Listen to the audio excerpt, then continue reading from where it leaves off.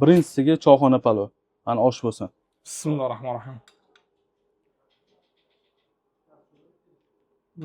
Mazasi yaxshi, shirasi bor, achchig'i ham me'yorida. Buni men bemalol ikkinchi o'ringa qo'yaman. Keyingisiga Samarqand zig'ir oshi, sabzi alohida, guruch alohida. Oh,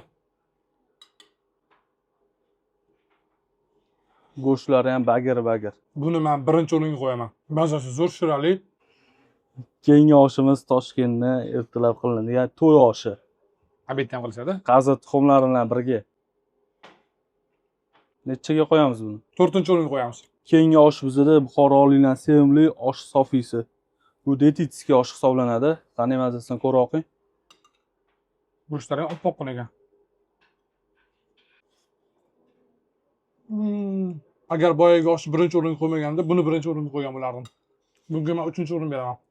Keyingi osh bizda choyxona palov. Choyxona, boya keldi choyxona. Ya bu cho'ng'ir ekan, adashib ketdimman. Cho'ng'ara bilan choyxona farqi boringiz. Mana, ko'ringlar.